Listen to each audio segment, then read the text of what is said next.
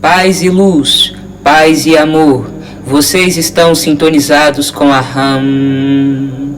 Eu sou seu radialista Aroni.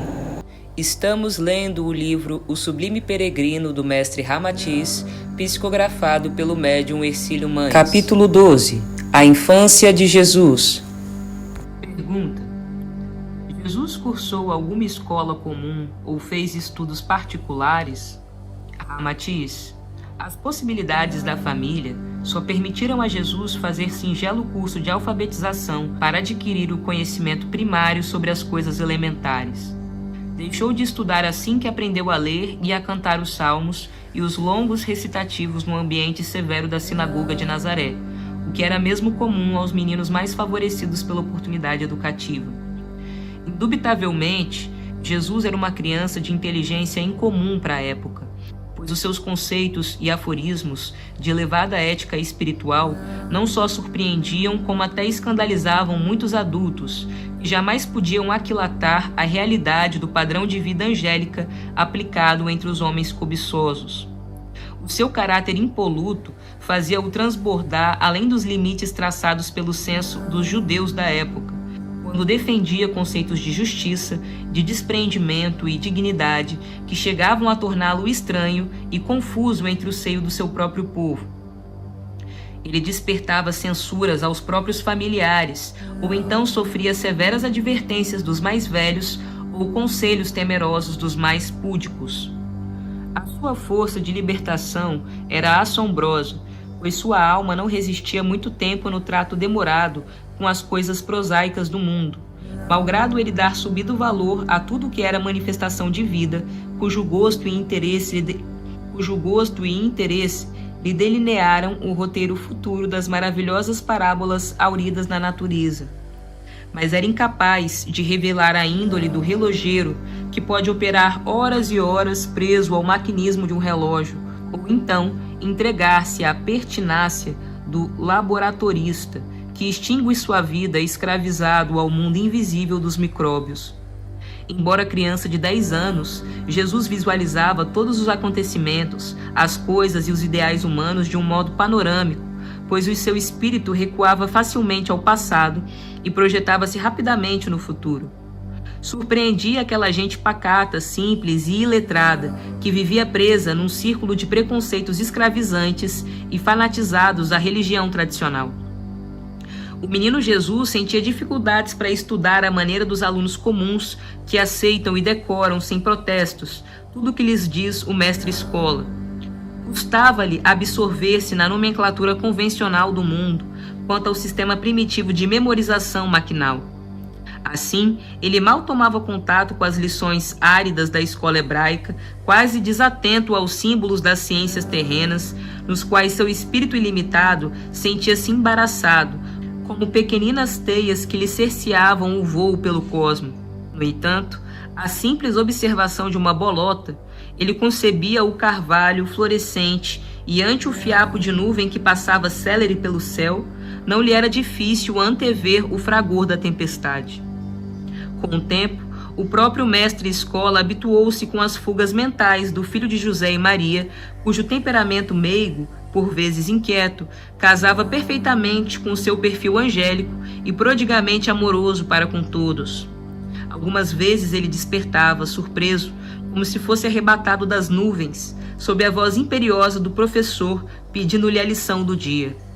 No entanto, nenhum homem no mundo assimilou tão rapidamente tantos conceitos de filosofia, lendas, narrativas, parábolas e conhecimentos do mundo através da escola viva das relações humanas, como fez Jesus. Sua alma, de transparente sensibilidade, era um cadinho efervescente, em que de um punhado de vocábulos, sob a química do seu espírito, formava a síntese de lições eternas. Jesus, ele era muito imaginativo, né, mano? Ele estava no mundo da lua. Eu imagino ele, assim, extremamente onírico, extremamente lunático, sabe? Algo parecido com um autismo leve. O próprio universo dele, em que ele sabe quem é o que é Deus e a verdade superior de todas as coisas. E ele sabe por que ele veio, e ele olha para as pessoas e ele sabe que as pessoas, elas não sabem, que elas não ligaram para isso ainda. Ele entende quem ele é, e ele entende quem elas são, e ele só sente todo o amor do mundo, e principalmente um amor a Deus, que mandou ele ali para salvar a humanidade, né? Para ser esse intermédio pelo qual a humanidade é redimida, sem um personalismo, sabe, muito egocentrado, nada disso. Eu sinto que para Jesus, por conta do nível de amor que ele é, pelas ondas frequenciais que ele habitava antes de encarnar lá nos reinos celestiais, sabe? Pensa, você tá no mundo dos anjos ali, você ser um anjo, entendeu? Vibrar no amor incondicional, todo mundo da legião dos amadores, né? A legião que Jesus desceu. Você tá no amor incondicional, você é um com a criação. Você está conectado com o amor de Deus. São energias muito frequenciais, muito superiores. Pensa. E aí, eu acho que ele deve ter sentido até dificuldade de entender que no corpo físico ele era individualizado. Sei lá, eu estou tentando brisar aqui. Sinto que deve ter sido difícil para Jesus entender que ele era um eu. Tanto que eu acho que a missão dele foi justamente essa. Olha só que virada de chave.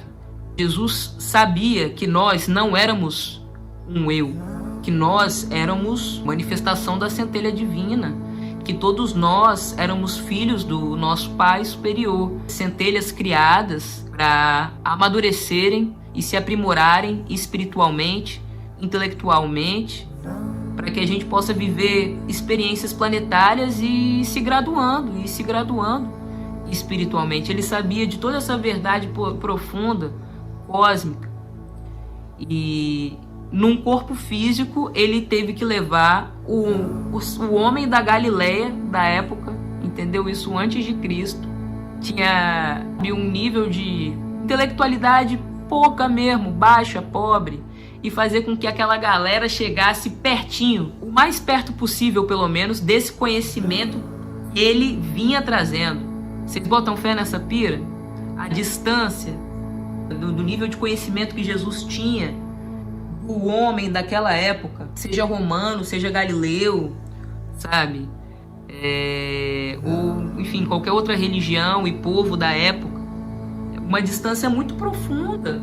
Ali estava um desperto espiritualmente.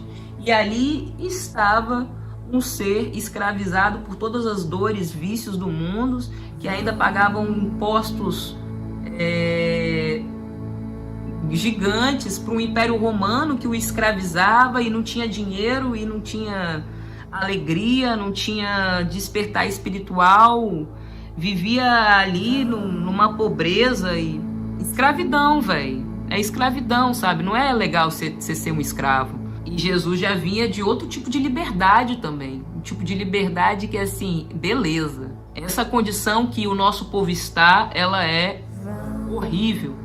Mas eu preciso dizer a vocês que a libertação que traz verdadeira satisfação espiritual e que vai fazer com que você se una aos valores do meu Pai, para que a porta do céu seja aberta para vocês, meus irmãos, é a libertação espiritual.